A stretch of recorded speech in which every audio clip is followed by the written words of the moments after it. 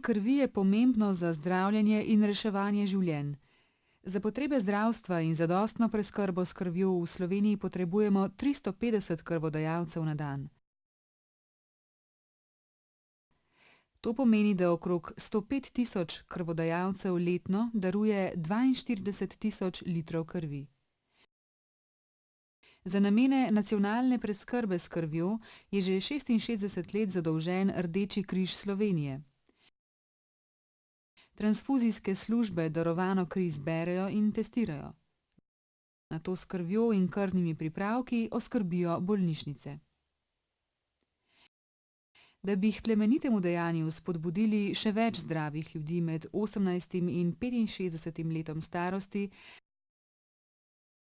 sta Zveza društev gluhih in naglušnih Slovenije in Rdeči križ Slovenije podpisala sporazum o sodelovanju, s ciljem, da k krvodajalstvu privabijo vsaj 400 novih darovalcev.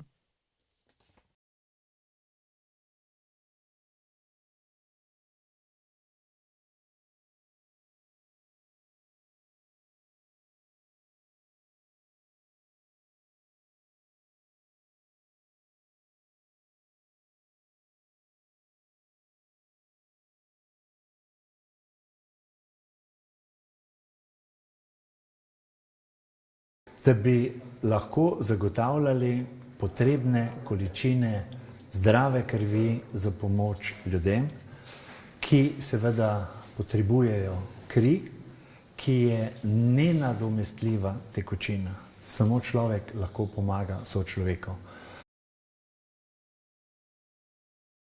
Kot navaja Rdeči križ, zaradi zapletov pri porodu vsak dan na svetu umre kar 800 žensk, velika večina v državah v razvoju.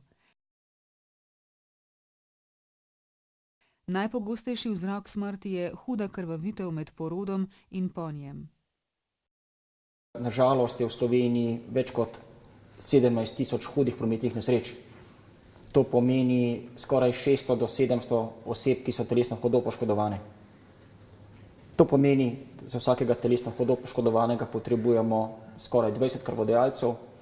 Hiter izračun pomeni 12 tisoč do 13 tisoč krvodajalcev letno potrebujemo samo zaradi prometnih nesreč.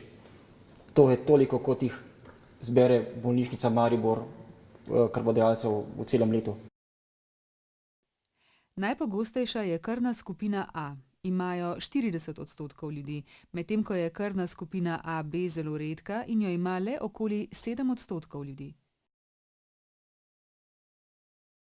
Samo 18% ljudi ima negativno krvno skupino.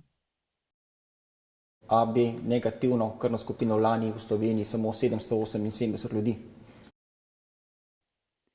Krvi se ne sme uvažati niti izvažati, razen v primeru humanitarne katastrofe. Izvoz lahko odobri predsednik vlade ob pogoju, da je v državi na voljo 12-dnevna zaloga s krvjo. Zaradi negativnega naravnega prirasta, ki je posledica prenizkega števila rojstev, bo v prihodnje nujno zagotoviti zadostno število mladih krvodajalcev. Odhod mladih v tujino je tudi težava, ker lahko, ne bom rekel, da zmanjka krvodajalcev, pa vendarle moramo stremeti k temu, da bomo čez 15-20 let imeli zanamce, ki bodo hodili na krvodajalske akcije namesto nas, ko bomo prestari. Pobudnik krvodajalstva med osebami z okvaro sluha je bilo pred 3 leti Društvo gluhih in naglušnih Pomurja Murska Sobota, ki je takrat praznovalo 60. obletnico delovanja. Krvodajalska akcija, tisto človekoljubno dejanje, s katerim lahko se najbolj in v največji meri oddolžimo v Sloveniji. V Sloveniji vsakih 5 minut nekdo potrebuje kri. Že jutri smo med njimi lahko tudi mi. Zato ne odlašajte, pridružite se k plemenitemu dejanju in darujte kri. Darujete lahko vsak delovni dan v katerem od centrov za transfuzijsko dejavnost.